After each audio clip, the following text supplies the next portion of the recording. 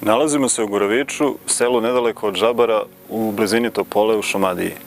Pred jednom veoma zagonetnom crkvom i prilično velikom za svoje vreme, po predanjima potiče iz 14. veka i najvjerojatnije je sagradio ili obnovio despot Stefan Lazarević. Jedno od predanja vezuje crkvu za bitku kod Nikopolja, kada je Stefan Lazarević sa vojskom ovde zanoćio i usnio je san, u tom snu je bacio kopljem preko glave i na mestu gde se koplje zabulo, on je sagradio crkvu. Crkvu je naravno podigao tek kada se vratio kao pobednik iz bitke. Po drugom predanju, pred Nikopoljsku bitku, Stefanova vojska se našla na tadašnjem putu Beograd-Kragujevac, na desnoj obali Jasenice, na mestu gde je bila ruševina crkve.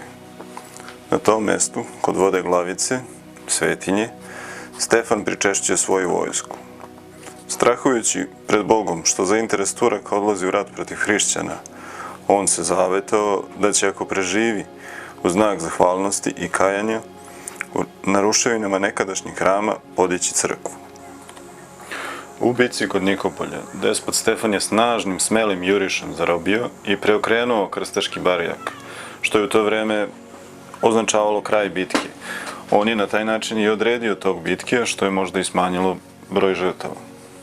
Crkva je bila posvećena Preobraženju Gospodnjem.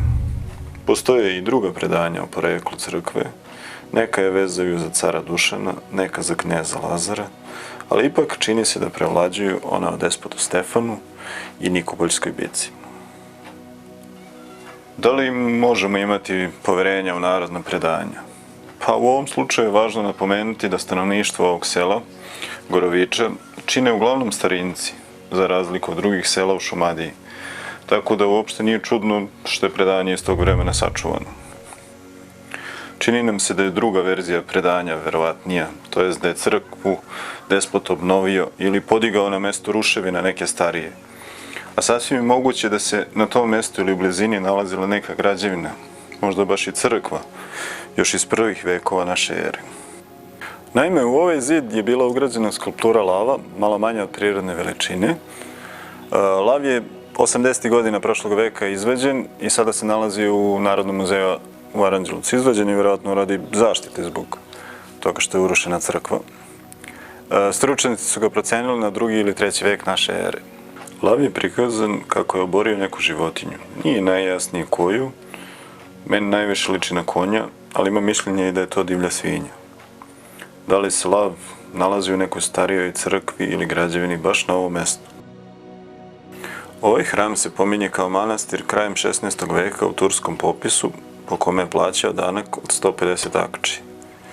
Sljedeće pominjanje u izvorima je 1735. ali ovog puta kao mirska crkva sela Žabara, Saranova i Čumića. Gorovič je tada smatran delom sela Žabara. Znači, u međuvremenu je verovatno opustošen, bilo od strane Turaka ili teških vremena i monaha je nestalo. Ali neke nadgrobne ploče pored crkve asociraju na monaška obeležja. Andreja Joakimović, mitropolitski sinđel, to jest pomoćnik, 1736. daje i detaljan opis crkve. On navodi da je crkva sagrađena od kamena, na monastirskoj podobi je sočinjena, dužine 10, a širine 4 kloftera. Bila je zasvedena i pokrivena ćeramidom. Oltar je bio pregrađen lipovim daskama, a na njemu su bila dvoja vrata sa zavesima od kartuna. U oltaru na kamenom stubu nalazila se sveta trpeza od kamena dugog 5 i širokog 3 peda. Na desnoj strani ikonostasa bilo 14, a na levoj 2 ikone. više dveri se nalazio jednostavan drveni krst bez ikakvih ukrasa.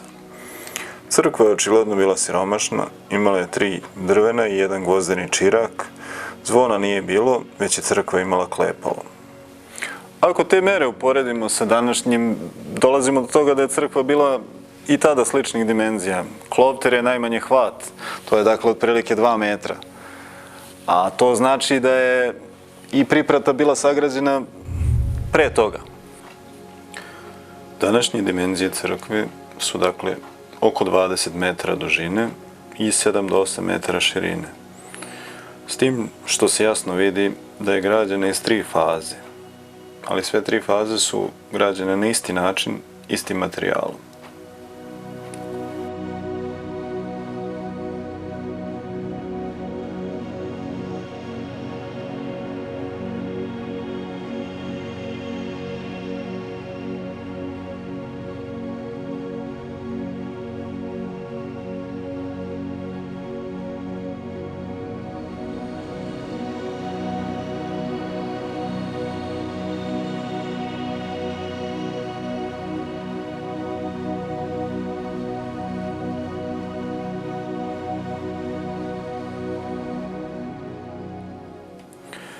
Gledajući ove temelje, koji su značajno širi od današnjih zidova, čini nam se da je narodno predanje tačno, to jest da je despot Stefan sazidao crkvu na ostacima neke još starije.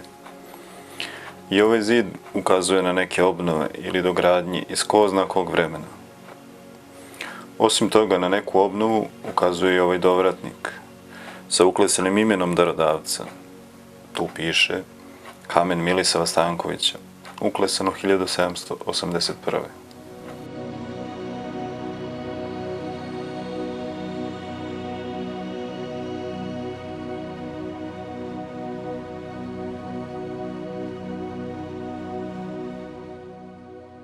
Crkva je bila omalterisana iz polja i iznutra, a to znamo po podacima Dobroslova S.T. Pavlovića, našeg prvog doktora arhitektonskih nauka, koji je ovu crkvu opisao sredinom 20. veka, kada su se vidjeli i tragovi maltera. Daćemo i deo njegovog opisa. Trolisne osnove sa polukružnim apsidama i prilično izduženog oblika. Prilično visoki, masivni kameni zidovi imaju pojačanja prema bočnim apsidama sa lukovima. Tavanica je zasvedena i većim delom srušena, a održao se samo još poluobličasti svod nad pripratom i on sav prepukao. Debeli kameni zidovi omalterisani su iznutra. Kamen je spolja vidljiv, a njegova je obrada dvojaka, dok je površina zidnih ispuna od nepravilnog komađa, čija je spoljna strana pritesana, vezanog međusobno debljim slojem vezivnog materijala, ivičnjaci na uglovima, prozorski okviri u konhama i u priprati vrata, kao i plastična dekoracija, obrađeni su od tesanika pravilnog oblika, čiji su kvadri međusobno povezani mnogo tanjim slojem veziva. Zapadni kalkan priprate je u svom gornjem delu obrađen timpanom koji je izdvojen vencem u vidu trostruke trake. U njegovom središtu je okrugao prozor, a kalkan u svom srednjem delu ima i polukružnu prozorsku nišu. Još niže je zasveden portal, čiji su dovratnici obrađeni u formi biljnih i geometrijskih prepleta sa krstovima i figurama. Unutrašnja vrata na samoj crkvi također su obrađena. Spolja se duž severnog, istočnog i južnog zida proteže venac, ispod samog krova, skromno profilisan, ali spojen sa frizom, koji je pod njim i koji se sastoji od slepih arkadica romanskog tipa, slično onima sa Manasije, Vraćevšnice i drugih, koji svojom dobrom izradom obogaćuje fasadu. Crkva je u vreme kada je opisana bila u prilično ruševnom stanju, sa napuklim zidovima i delimično srušenim svodovima. Iz njene unutrašnjosti je raslo debelo drveće i dalje je razaralo građevinu, koja se inače, po mišljenju Dobroslova S.T. Pavlovića, mogla sačuvati. Nažalost, pokušaj obnove njenih ostataka tokom 90. godina 20. veka nije uspeo. A šta je dovelo do ovakvog stanja? Naime, crkva je stradala u zemljotresu oko 1860. i nikad nije obnovljena, sve do zaštitnih rekonstrukcija krajem 20. veka, kojim je samo usporeno ili zaustavljeno propadanje. Nakon zemljotresa u Žabarima je podignuta nova crkva, koja je inače najveći seoski hram u Šumadiji, dužine 25 metara, širine 11 i visine 36 metara, čiju gradnju pomogao i knjaz Miloš.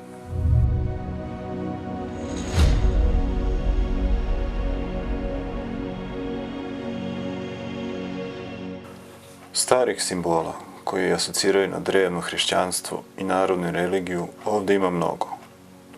Dovratnik priprate i dovratnik unutrašnjeg dela su prepuni simbola. Evo recimo ovde, sa leve strane, imamo kolovrat sa 12 krakova, a tu su i predstave sunca, naravno krstovi i tako dalje.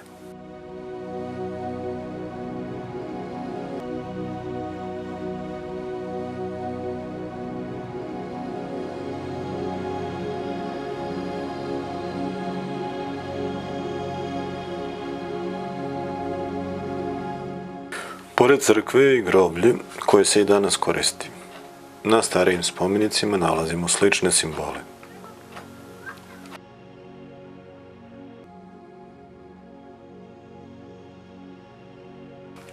Već smo spomenuli natpis na dovratniku, ali on nije jedini. Ova vrata imaju natpis: ova vrata postaviše braća Ladoja.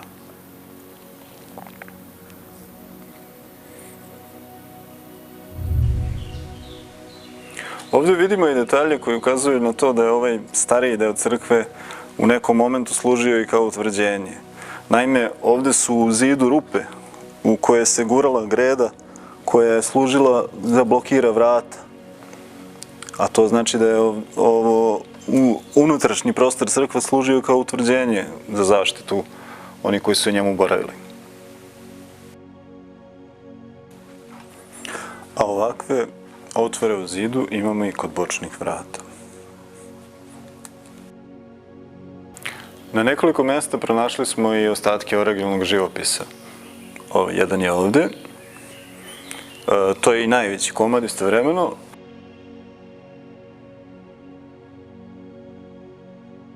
Ovo je ovde nešto manje, ali se vide i ostaci boje.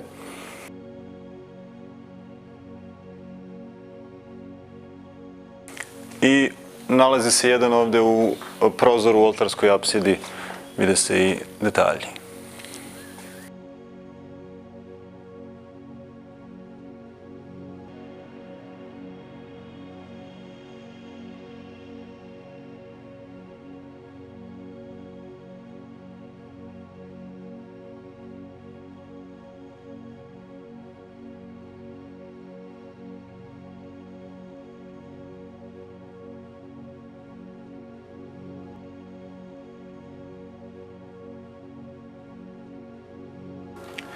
Nekoliko vekova nakon despota Stefana, još jedan veliki čovjek vezuje svoju sudbinu za ovo mesto.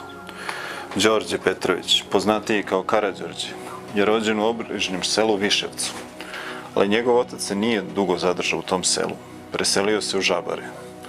Po nekima Karađorđe se rodio i tu, ali to je manje verovatno. Da li je isprosio ili oteo devojku Jelenu Jovanović, ćerku obor kneza, ne zna se sigurno, ali se i to desilo ovde u okolini.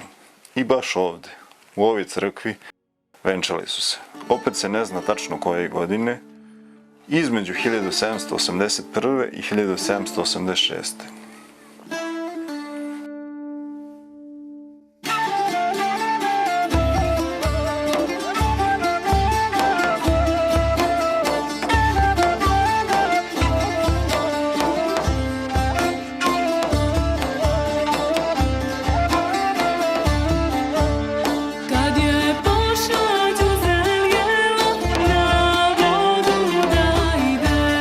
Padnula je gusta mlada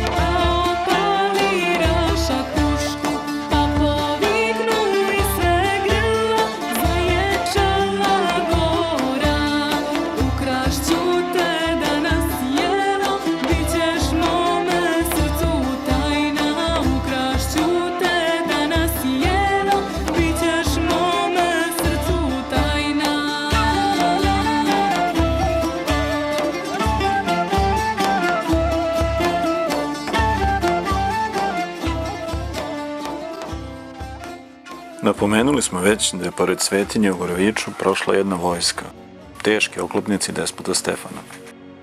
Ali u novije vreme tu je išla još jedna vojska. Karađorđevi ustanici su tu bili početkom marta 1804. godine.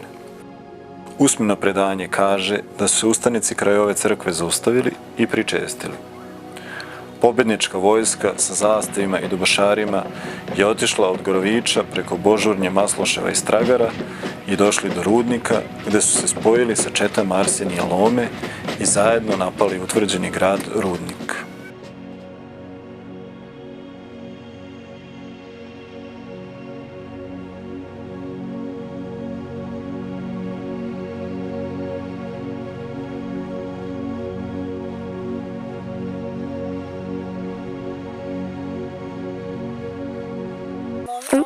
Subscribeujte kanal Čačkalica, tu se uči u istoriji i o starim kućama.